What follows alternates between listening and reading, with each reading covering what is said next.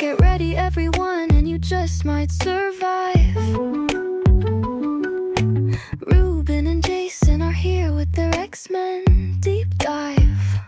Going through all the X-books is their mission, so get ready for the learned edition. Things are getting weird in here. Ruben hopes another sword book gets announced this year. It's the Weird Dose of X, the X-Men comic show. It's the Weird Dose of X, guaranteed. It's the Weird Dose of X, guaranteed not to blow, except your mind. It's the Weird Dose of X, the X-Men comic show. It's the Weird Dose of X, guaranteed not to blow, except your mind.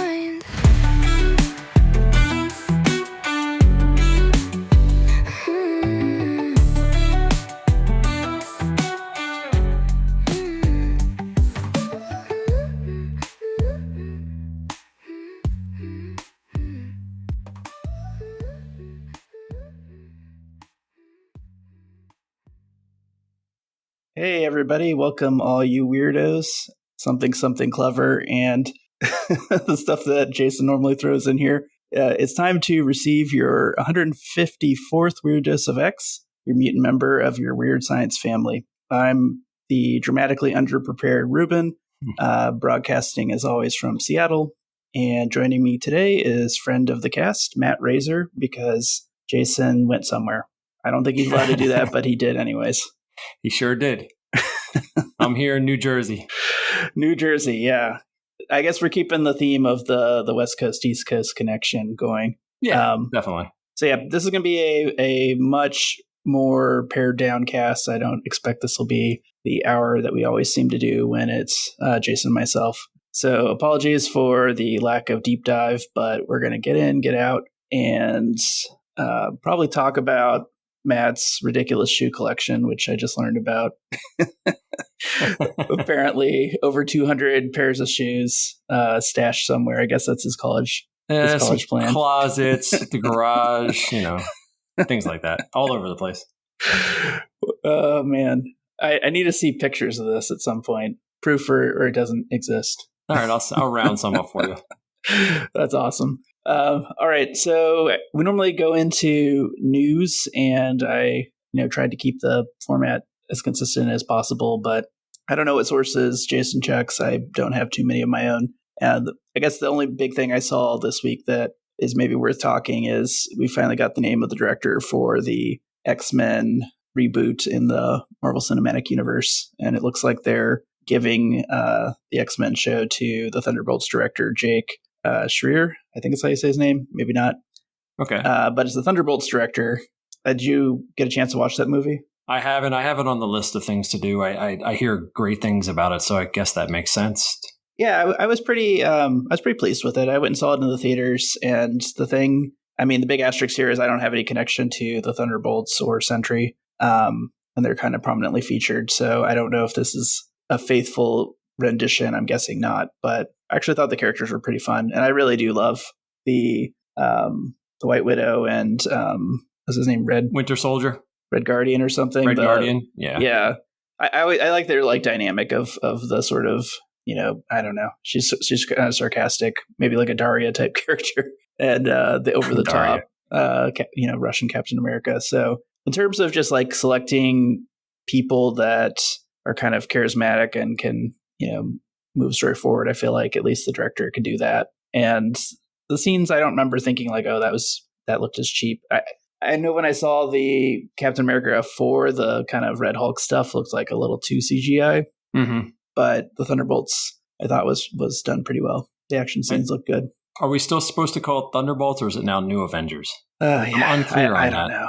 I don't know. It's just Thunderbolts. That's what I'm going to call it. I know they put the asterisks on it, and it's the big reveal at the end, but it's not really. But yeah, I don't know. Good movie. So I'm kind of I'm excited about it, even though the X-Men 97 writer that got fired was on X throwing a lot of shade. Yeah. Well, he knows what he was doing too, because that series was really good too. Yeah. The new animated reboot. Yeah, that was an awesome series. But I also feel like that storytelling style of the animated series can't really be ported to like a 2-hour movie. So Mhm. I'm not sure, like, that would have been the way to go. But anyways, looks good. And speaking of X-Men, we will start with our first book this week, which is X-Men 18, written by Jed MacKay, artist Emilio Lazo, colorist Ferris Cifuentes Sujo, and letterer VC's Clayton Cowles. And Matt, you were telling me you haven't actually read any of the X-Men, and I know Jim has also sort of dropped it. Did you have a chance to catch up a little bit? I don't read all of the X-Men, but I read X-Men, Wolverine, and Emma Frost. This is number 1, so that's easy. But this wasn't by any means something you couldn't just pick up and read this issue. I was going to say that it's sort of the aftermath of the X-Men versus 3K X-Men throwdown, which took place in the last issue. And I was kind of okay with this issue. I read it once. It was kind of like, that's all we got. And then I went back and looked at it a second time and was like, okay, it's cleaning up some stuff that kind of needs to be cleaned up. And maybe there's a little bit more here than I initially was giving it credit to. But definitely as a one-off issue, with no other basis for this would have been a snooze fest, I'm guessing. Well, the only thing that threw me off was the temptation of Beast, I guess. Yeah. Like, are we really going down that road again? I'm trying to make him, like, it seems too soon to me. Jed MacKay didn't read X Factor. Yeah, I mean, or maybe not X Factor, it was X Force. 50 issues about how X he was bad. Yeah. So. Don't you think it's a little too soon? Maybe it's a fake out, but yeah, Dark Beast again. Yeah, proper Dark Beast. I'm into the weird original proper Age of Apocalypse version or whatever that was. Yeah, he was like in the same timeline for a while, right? Mm-hmm. So I like could have both of them. Yeah. Yeah. I'm guessing this is a nothing story. It kind of just threw it out there. Maybe Beast goes undercover and then proves that he's not really, a bad guy. That'd be cool, like a double agent kind of thing. Yeah, that's my guess. But getting into the specifics here. So as I said, this starts out as kind of the aftermath of the X-Men versus X-Men fight. And I want to say like the first 5 pages, maybe a little bit less, but it felt like just a ton of pages is just, Cyclops telling the rest of the X-Men, not to fight because they had, just defeated, oh God, I can't, we need Jason to do the German accent, right? Schwarzschild. Yeah, you don't have that drop with Nils. Yeah, we should have invited Nils just to like come in to provide that. I've listened to that every time he plays it, and I still can't pronounce it like that. Yeah. Oh my God. So I'm gonna a little segue. This is super embarrassing. So and that's the best kind of story to tell, right? So I'm half Puerto Rican. People may or may not know that, and I'm pretty active in like Latino professional development stuff. And I maybe about 2 weeks ago I was in DC and participating in this like IP clinic for like Latino law students that have an interest in becoming IP lawyers. And one of the guys reached out to me after the conference and was like, "Hey, can we do some professional development like afterwards?" And I was like, "Sure." And he has like the most unpronounceable name I've ever seen.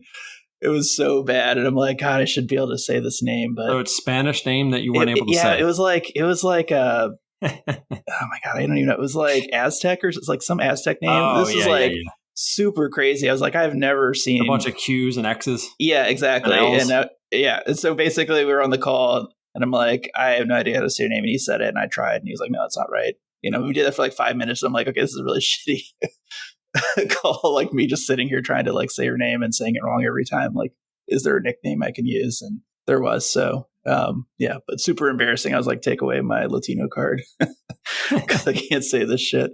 And I can't say Schwarzschild either, apparently. But in general, I don't know what's up with Jed MacKay. I mean, I 100% agree with Jim that he's just not a great creator of original characters. And he definitely has this propensity to create these like sort of forgettable teams. I feel like this one's maybe a little better than what he's done in the past, but this is like his 4th or 5th team that he's created that just have complicated names. And a lot of times it's hard to tell. They're not memorable. Like you got Time Bomb and Juice and okay, I got that, right? I could say those. And then there's a character Constellation, but like you just read it, but like, could you even tell me like what's Psychovor's power or just a floating blob guy? Yeah. It's just not memorable, which is unfortunate at all. And I kind of like, maybe he just needs to have fewer. If he's going to do these teams, like maybe do like a 4-person team and pick some names that like exactly describe what the powers are, because this really isn't working for me. But anyways, yeah, their leader's been taken down, and there's some infighting with the 3K X-Men about who's going to be in charge. And I kind of appreciated like one little detail here where this group were ex-Orcus agents, and Orcus itself had been made up of AIM and SHIELD. And like once the leader's down, the AIM and SHIELD members are sort of like throwing shade at each other. It's probably like the Marines yelling against the Navy or the Army or whatever else. For sure, 100%. So that was awesome. I thought that was like FBI, CIA guys. Yeah, that was some good like character development. And then I even appreciated Cyclops saying like, oh, I've seen this before, right? Like every time Wolverine challenges his authority and they always get into a fight. That's pretty classic X-Men stuff. So seeing another team do it and like, they kind of beat up on themselves before the X-Men then start beating up on them. It was weird though that he's like, don't do anything. And then they throw one punch and then he's like, go get him. I would have let them beat themselves up a little bit more than that, I think. Yeah, for sure. At this point, like if a team's fighting amongst itself, you would think they would just kind of disband, right? Like, do you even really need to do anything at that point? But I guess maybe that's part of the contract. If you got to show X-Men throwing some fists, otherwise it's not an X-Men story. Mm-hmm. And then I didn't entirely understand what happened at the end, but like obviously they win, and then I guess they get teleported away because the experiment's over. And we still don't really know like exactly what 3K was trying to test. Yeah, but I'm unsure on that one. Yeah, but they disappear. And so that's sort of like that part of the story. And then there's another part, which is kind of the aftermath of Piper's sister fighting with like Magneto, who was in the Meryl Alaska Sentinel. Mm-hmm. And I guess the sister is sort of standing over the defeated Sentinel. And then Ben Liu shows up with the sister's mother, Rose Ellen Cobb, who was like the, one of the anti-mutant protesters with Piper. And she goes off and does the kind of like, you're better than this, I didn't know about you kind of sob story.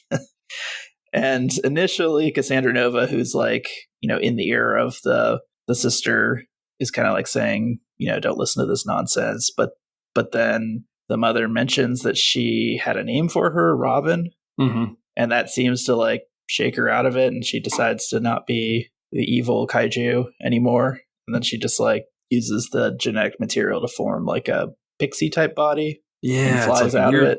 Outgrowth of the body. It's odd. Yeah. It's a weird character in general. I mean, it's like she has like organic manipulation or something, but only like dead body stuff. I don't know. It makes me wonder, like, is she going to be able to do this to like living people, which would be kind of effed up. Well, does that become her new form? Is that kid that emerges from the husk of that kaiju? Yeah, I think that's her new look.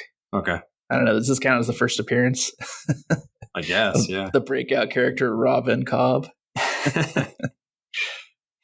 Again, I feel like this whole arc in general, like we were supposed to have this like strong emotional connection to this character or feel really sympathetic, but in my mind, it's just a annoying sort of character that was throwing a temper tantrum. And are they trying to create the parallels between Cassandra Nova, I guess, is what they're doing? Like similar? Yeah, I guess that's right. She's like a young Mama Dry. Yeah. Which I'm also kind of wondering, like, in general, the idea of the Mama Dry is like such a kind of annoying, weird.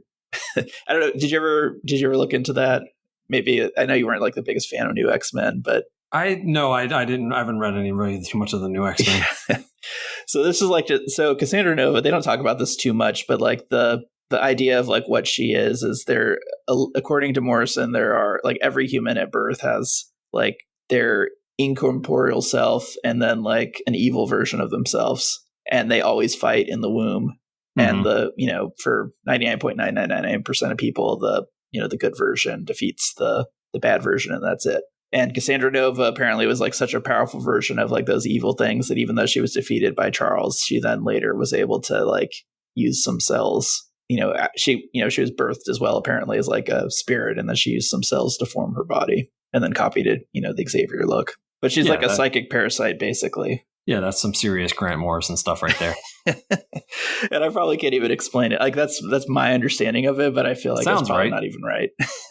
Sounds good to me. Yeah. So I'm just curious, like, is McKay's view that that's what Piper is? Because I thought it was slightly different. Like maybe they were both.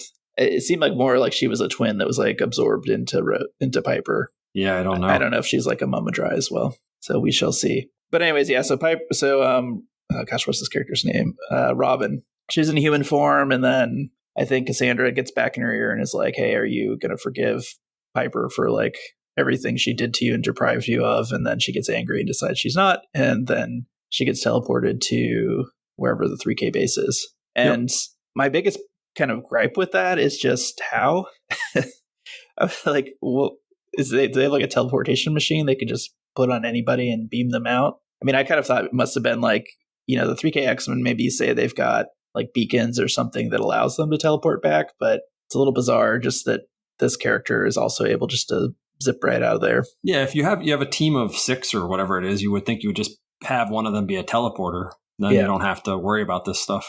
Yeah. But yeah, they just take Robin off the board, and everyone's kind of, I guess she's off to become the evil apprentice, to fight another day. And then, as you alluded, the final story, and this I felt like was almost a letdown because, at the end of the last issue, we saw Wire kind of saying like, oh, everybody's outside of the Merrill base and now I can infiltrate it. And so I was like, oh, what's he up to? And apparently all he's there to do is just to show up and, threaten Beast or seem threatening to Beast, but then just give him a card that says like, hey, we want you to join 3K. You try and recruit him. Yeah. Yeah. It's odd. That and one. Jen Starkey kind of shows up and she attacks. And then Wire's like, all right, I think Beast was like, don't hurt her. I'll come with you. And the one part I liked was when Wire was like, what are you talking about? Like, we don't need to extort you. Like, that's lame, right? Mm-hmm. You should feel honored that you're just getting an invitation. But I don't know. Maybe I'm thinking like too real world with this, but I'm like, you could have just written a letter or an email. I feel like you did not need to orchestrate all this bullshit just to like sneak into the base and give, the business card to. I mean, yeah, he printed out business cards. Who does that? I mean, it just says 3K on it. That's it. Yeah. Yeah. No email address, no phone number, just 3K. No. Yeah. I was like, this is great. What am I going to do with this bullshit?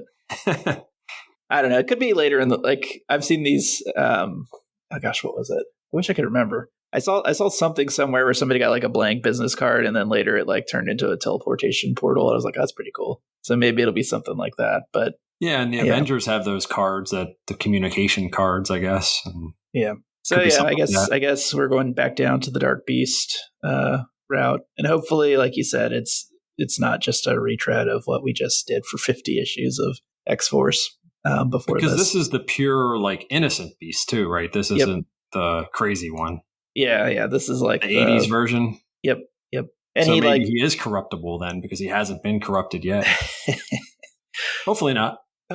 Yeah. I mean, they've been alluding to it over the last, I guess, 18 issues that he's struggling with the idea of like, how could this innocent person, become that bad person that, was Dark Beast? I mean, he's seen the news reports, right? So I guess this is a continuation of that. But yeah, I thought it was okay. It wrapped things up, but I also don't really know like what's the cliffhanger going into the next issue. I kind of feel like issue 19 is going to start with something just totally, headed in a different direction, which is this seemed like a transition issue or a one shot kind of thing. Yeah. Is it at the beginning? It didn't say like part whatever of whatever. So yeah. So I don't know what 19 will bring, but this is fine. I mean, it wraps things up, but I just wasn't too thrilled with it. So in my mind, it's probably the art's pretty good. I mean, it's always pretty good in this series. So maybe like a 6 out of 10. If you're reading it, you're going to read it. Probably won't hate it, but I don't think anyone's ever going to say like we got to go read issue 18 of the 2025 X-Men story. No, I would say for me, the art's really good too. I think it's in 6.5. It's just generic type, harmless kind of story for me. All right. The next book is Emma Frost, White Queen #1, written by Amy Chu, art by Andrea DeVito, colorist Antonio Fabella, and letters by VC's Ariana Mayer. This one, this one, I had no expectations of whatsoever. And I'm reading it. I'm like, when is this taking place? Yeah. What is going? And it's just squarely taking place in the past. Yeah. 100% taking place in the past. And as I was reading this, I was like, why does this need to exist? It doesn't. What does this add at all to anything? It's like worse than any of these like sort of past continuity stories we've got in the past, in just the sense that like there's like, and I usually like get into like organizational stuff. I think you guys probably laugh at me when you hear me always getting excited about, you know, how does the structure of these organizations work? And I was just like, this is fucking boring, even for me. So apparently there is a level of this stuff that even I will kind of check out on. I was reading it and I'm like, Hellfire Club back in the 80s when it was new, where are all the women in lingerie? What's going on here? They don't do that in Buenos Aires. And the guys dressed up like, and without Sebastian Shaw too. It's a weird, you know. Yeah. So I was with you. I was like, when does this take place? And the best I saw was apparently there was an X-Men 138 in the 80s where Cyclops had just left the team, and that's sort of where people with more knowledge than myself, people that have read the Phoenix and Dark Phoenix saga, boom, would have placed this. So yeah, I am aware of the criticisms on that, and people, yes, you're allowed to flame me for not having ever read those. But in my defense, I would say I've never read those, but it feels like every fucking X-Men issue references them. So do I really need to at this point? You've gotten it through osmosis. Yes, exactly. I think that this my advice on the proper way to answer that, or how I would answer it, would be, yeah, I read that 40 years ago when it came out. I just don't remember what it was all about. That's all I would say. Yeah.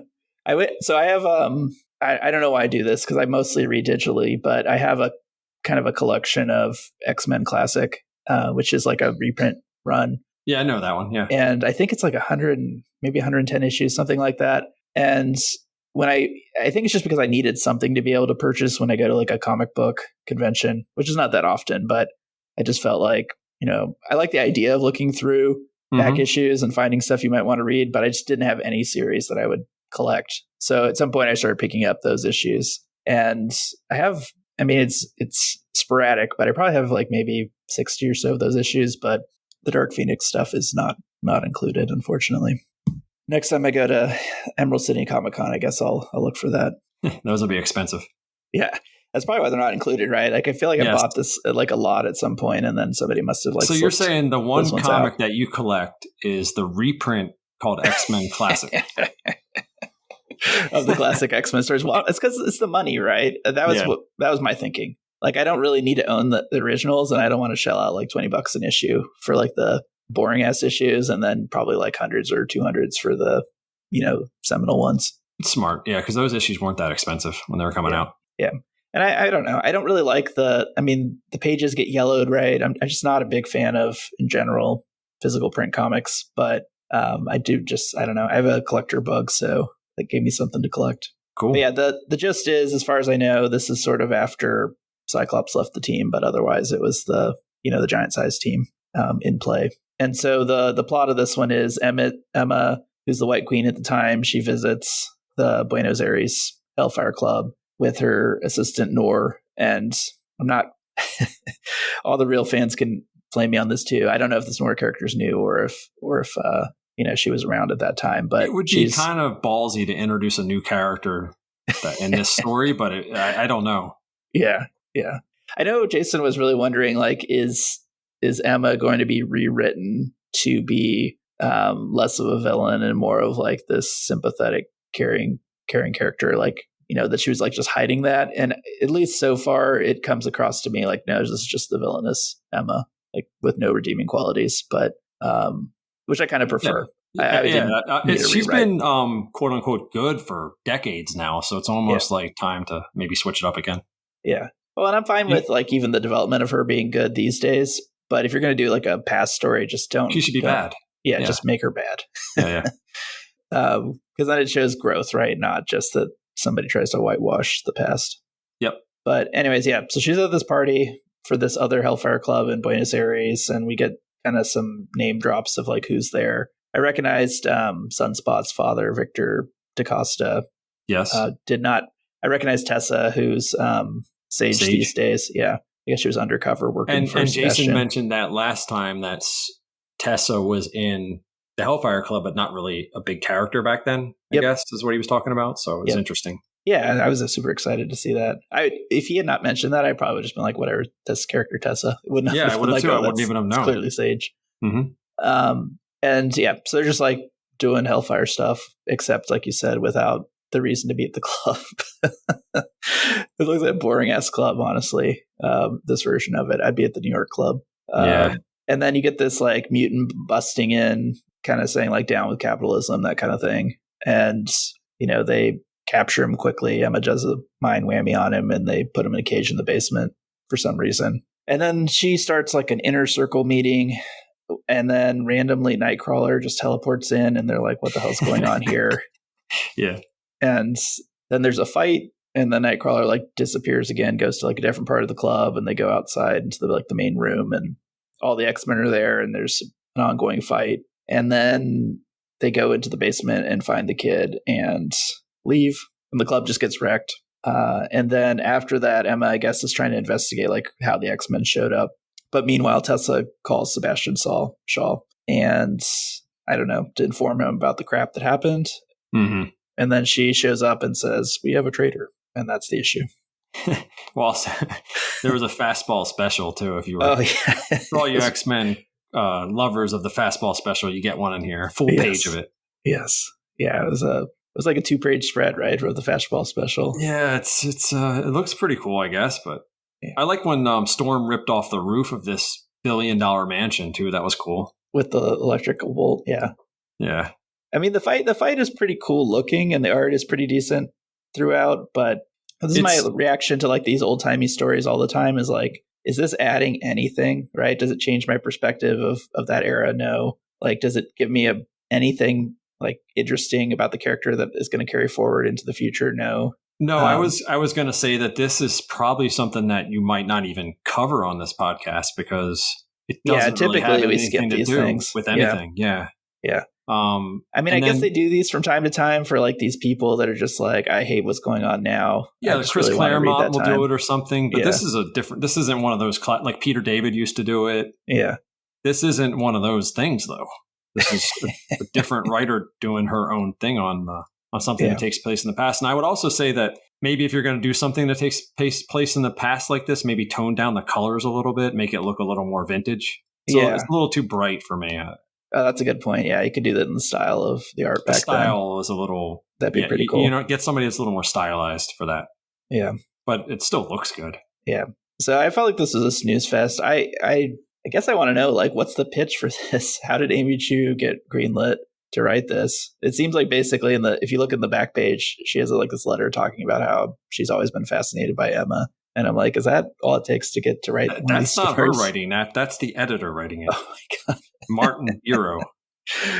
Okay. Which makes it even worse. So I guess Mark maybe really liked her and then was like, let me find somebody to write a story about her. I don't know. I think I always go back to what Jason says about Tom Brevoort and how it's a numbers thing where you had 12 books at this month last year. You have 12 books this year. You're just checking a box. And I think this falls squarely within that. We have to have the same amount of books coming in at each month as we do. The quota thing, yeah. Just covering space on a shelf. Yep. Maybe that is what it is. Rather than trim back the number of books and make the quality better, they continue to push out the same amount of books at less quality. Yeah. Which is a big challenge in comics right now. Yeah. The other thing that's kind of funny about this is I always think of like Luke's story about like, the manga that you can't read on a bus. Oh, yeah. Sus. The sus stuff. This Emma Frost book is exactly the same way. Like I was trying to read this, I usually read my comics in bed at night. My wife's taking a shower and I'm just like, okay, I don't want her to come in. She's like looking over my shoulder. What are you looking at? I'm like, oh, just Emma Frost. Yeah, I agree with you, but I think if you were reading a Hellfire Club book back in the 80s, it would be a lot more over the top than this with that stuff you're talking about. So I feel like this is a little toned down. Oh, it definitely is. Even the costumes are a little more the costumes and stuff PC than back then. But I definitely like started this and then I had to stop it out of embarrassment and then like picked it back up a little later. Anyways, yeah. So I was, like I said, snooze fest for me. I guess the art's decent, good, but I don't know the point of this. So I'm just going to give it a 5. Didn't really make me angry, but I don't see any reason to read this book. Just a normal 5 for me as well. Not a special 5, just a regular old fashioned 5. Yeah. Why do you exist, Emma Frost, White Queen? Number 1. Yeah. All right. And I guess maybe Amy can surprise us, right? Like issue 4 is going to be this like earth shattering revelation that echoes into the present, but I just kind of doubt it. Also, how many issues is this supposed to be? That's another thing that's deceptive with this stuff too. Like, is it a 5, 6 issue? Is it an ongoing? Oh God, this can't be ongoing. Is it a, oh, we'll have to see how it sells. Yeah. This first issue will sell well. They always do, but I'm sure it has 50 covers. Yeah, it'll drop off like pretty damn fast. All right. Well, the big surprise for me this week was Wolverine number 10. And I know I go against the grain of most X-Men fans when I say I do not need more Wolverine in my life. That's a hot take. Yeah. I always feel like a traitor when I say that. Whenever you see people doing their like, recommended X-Men teams, like I would just not have Wolverine as part of it ever. And mostly because I feel like this is one of those characters that just is so stuck in the past and can't ever, have anything new or interesting added to their character. That just kind of gets dull in my mind. He's sort of brooding, and then he doesn't remember his past, and then something happens and he remembers a little bit about his past. But, 5 years later, we find out that was like a fake memory, and then rinse and repeat, right? Yeah, he's so old that you're able to do a lot of those retro stories about him and kind of fit him into different pieces of history, I guess. Yeah. World War II or World War One, Vietnam War. He can just be anywhere because he's been alive so long. Yep. And I guess like another trope for Wolverine stories is like Wolverine shows up, or not Wolverine, Sabretooth shows up and like fights with him. It's sort of like, okay, yes, we've seen this a bajillion fucking times. I read all 50 of the Benjamin Percy Wolverine issues, all of his X-Force stuff. And then the Sabretooth, that's again, to me, like the Beast thing from X-Men is it's too soon in my mind, especially since we just had a Sabretooth miniseries that was pretty good. Yeah. Set in the past of New York City. Right. So this just seems a little too soon to get him back again. There's got to be somebody else he can fight. Yeah. And all that being said, I read this story and I was like intrigued. I mean, that's sort of what I can't really put my finger on it, but I am okay with this. I'm not reading his. Saladin's been doing a good job on this. It's just a kind of a build up. He's a pretty good writer with Wolverine. I also enjoy his Daredevil as well right now. So I think it's a lot to do with that, and the art's good. Yeah. I think the pacing is really solid. And you turn the page, and it's like the progress is making sense, and you kind of get this building sense of dread, and then you kind of get the final reveal where got the cliffhanger of Sabretooth there. And as much as I don't want to see a Wolverine Sabretooth fight, I am kind of intrigued by this idea of like, he was disassembled and killed, and he's back. Like how, right? So there's that. I mean, also Daken died too, and he's back. So these characters don't stay dead. You know that. Well, this could be my dream, right? We could get issue number 11, like Wolverine shows up. That would be cool. That would be pretty badass, and I'd get a final like crossover of those characters. So I don't think I did the creative teams. Let me quickly say that. So this is Wolverine number 10, writer Saladin Ahmed, artist Javier Pina, colorist Brian Valenza, and letterer VC's Corey Pettit. One of those. It's one of them. So this is taking place at the Hallett Estate in Canada, which it looks like it, I guess, was never resold to anybody. It both looks like it's a pretty dang nice place, but also in like total disrepair. So it's a giant house. Yeah. I just like, how has this like not been refurbished or sold to like a millionaire? But I guess maybe Wolverine keeps it. There's some lawyer that like manages the portfolio somewhere. It makes more sense for you not to sell this or upgrade it. Just keep it as a tax write-off or something like that. That's what he's doing. Depreciate the value. Yeah, yes. I don't know how taxes work in Canada, but maybe that's what it is. But yeah, so we saw him fight some sort of B-list villains in the last issue, kind of outside of the estate, and he got a whiff of Sabretooth. And so now he enters the building looking for Sabretooth. And then he also smells, I guess, gets the smell of his mom, Elizabeth Hallett, which is weird, a weird thing to say. But also, like, we talk about how old he is. I'm like, how the hell can you remember that smell? Yeah, he's over 100. I mean, say he's 100. She died 90 years ago. So yeah. I always am like, okay, I don't get it. Sabretooth, yes, like he's been in your business like every year for your whole life, but you're He a shows kid. up on his birthday. Yeah, I know. Yeah, I was just waiting for them to say like, and it's my birthday. Oh shit. Yeah. So anyways, yeah, he goes into this house, and the first thing that happens is he gets attacked by this, racist who was at the bar that he almost got in a fight with at kind of the beginning of this story arc.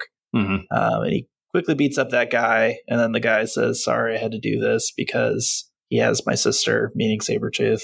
And then Wolverine's like, "You need to get out of here, or you're just gonna get killed, probably." And then he wanders further into the house, and he sees a woman strung up with like above the stairs, I guess. Looks like she's dead, and there's the words "your fault" scratched kind of around her, which is a pretty grisly image. And I guess the internal monologue dialogue is like, oh, it's just Sabretooth showing that, or blaming me for like all the deaths that he causes to make me feel like shit. And then there's this kind of bizarre moment where like he goes up the stairs and there are these two ghosts there. Yeah. Is John Howlett and Thomas Logan. And I don't know, I didn't know the backstory of them, but basically John was the husband of his mom and Thomas was the groundskeeper, and Thomas, I guess, is his actual father. The groundskeeper is. So you're now admitting, just so we're clear, that you haven't read any of the Wolverine origins either? Yeah. But the thing that's so funny about this is you can continue to like call me a phony. I've still read probably like at this point 400 X-Men comics, which is absurd. No, I just think it's funny. I haven't read any of this. Yeah. It's so old that even if you had read it, and I have, who knows if I remember any of it. Yeah. But it was a lot of this stuff. Right? You probably wouldn't like it just because you don't like Wolverine that much, but it's really just for lack of better words, a deep dive of all of Wolverine's like youth and these two guys and his mom and all that stuff. Yeah. I thought I read the summary of it. It looked a little interesting. Roughly, it looked like the mom was in an abusive relationship, and then she had a thing with the groundskeeper, and then John found out and fired the groundskeeper, and then the groundskeeper came back, and John killed the groundskeeper, and then Wolverine flipped out and killed John. Yeah. And then his mom... that's why he has those two different names, too, Logan or Howlett. Yep. Yeah. And then his mom, I guess, saw the situation and was like, my son's a monster. And then she like killed herself. Yeah. So you know everything then. Just a happy Wolverine story. You wouldn't need a DNA. I know they didn't have DNA tests back then, but come on, you look at these two guys, I think you know which one's Wolverine's father. Yeah. Yeah. And then it sounded too like Wolverine had a son or a brother, John Jr., who he killed at some point. Is that right? Sounds vaguely familiar. Yeah. Yeah. I remember in like one of the old X-Men, like the Sony X-Men movies, they made Sabretooth and James like brothers. And then it's not canonical in the comics. I was just like, oh God, is this going to like spin into like John Jr. is secretly Sabretooth? Dun, dun,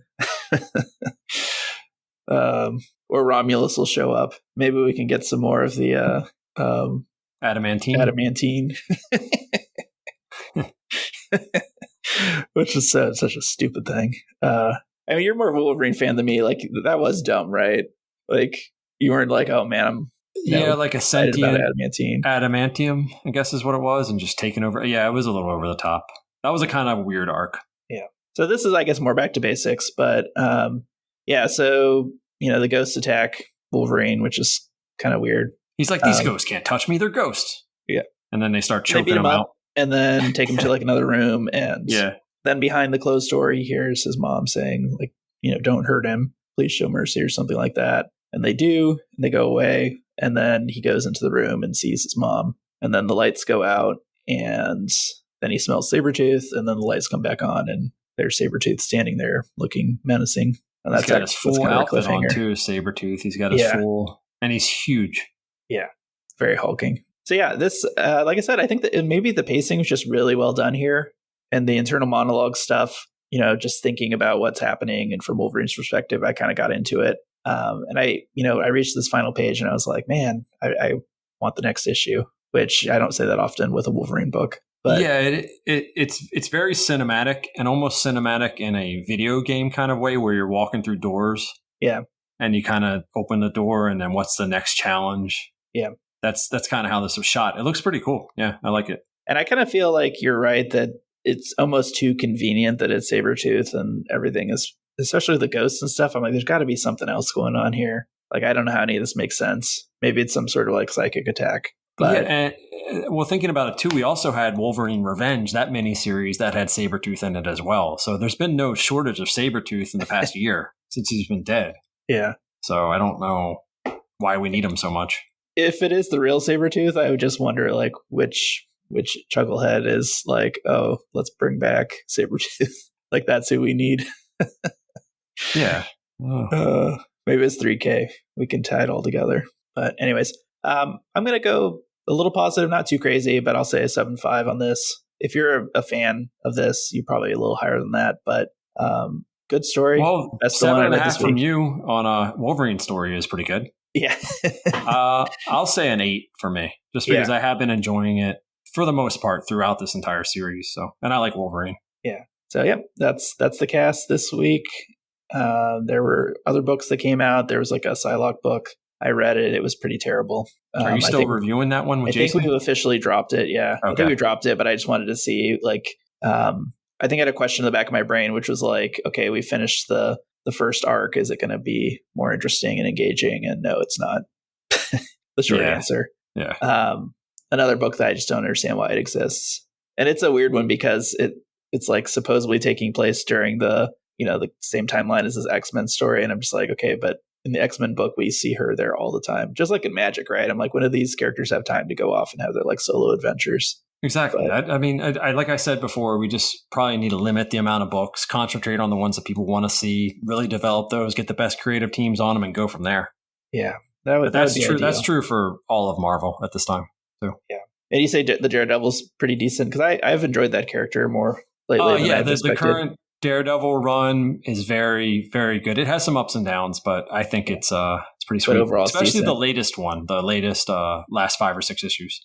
Okay, what's a good jumping on point if I don't want to read the whole thing? Because I heard the like whatever. I think it was issue 20. I think the first okay. 19 issues were all the same Deadly Sin stuff, and then issue 20 he puts so on like a different costume.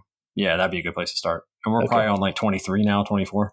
Okay, yeah, that's not bad. No. Well, great. All right. Well, I appreciate you joining me as always. No problem. I apologize to you for our co-opting of your sound bites all the time. We only do it out of love. We definitely listen to all of your shows, and every time I hear something where I'm like, oh, we could take that out of context, let's do that. Jason tries to, well, he's the guy that's got the tech skills for doing that. I'm just kind of here to sit here and make stupid comments and embarrass myself for my lack of X-Men knowledge. No, I appreciate it because like I say all the time, listening to you guys, then I don't have to read it. So it's one less thing I have to do. A time saver. Okay, great. I like it. Yeah, I'll let Jason and Ruben explain it. But you do have to record Spider-Girl, though. That's your new, because she's a mutant. So that's your, you got to pick that one up. Is she really? Yeah, you got to pick that one up. Oh, God. All right, we'll check that out. I guess out of curiosity, did you read Imperial? I did, yeah. What'd you think? I liked it. It's the first issue was a little oversized for my taste. I know the next ones will be slimmed down. I'm a Hickman fan. Okay. Yeah. Yeah, I wasn't sure because I was like, is it going to be too wordy or people are going to be on board with it? But I thought it struck a pretty decent balance. Yeah, I'm glad you guys covered that one because there's no way Jim and I could talk about that one. That would just blow his brain. Yep. Well, we did talk about this week, which is a week ahead of this show. We talked about Spider-Man Wolverine again. So that was pretty good. Yeah, I like the premise that you told me about, or it did some of the whole like I'm experiencing your past, but like in your shoes instead of the typical where it's just like you see through their eyes. I thought that was kind of a cooler. Yeah, they're experiencing it themselves. Yeah, it's pretty cool. Yeah. So kudos to coming up with like a clever way to do a very tried and burnt out trope. Absolutely. All right. And then outside of that, I will say, we usually do recommended reading.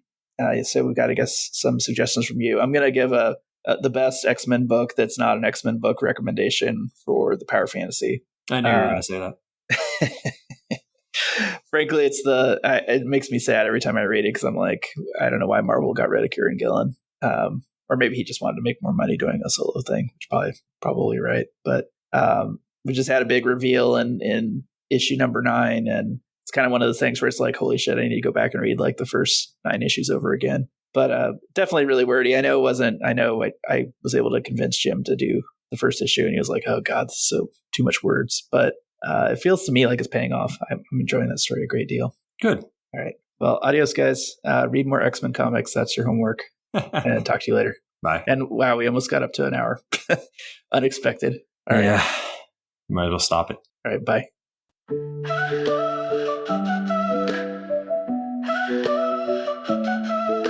Get ready, everyone, and you just might survive. Ruben and Jason are here with their X-Men deep dive. Going through all the X-books is their mission, so get ready for the Learned Edition. Things are getting weird in here. Ruben hopes another sword book gets announced this year. It's the Weirdos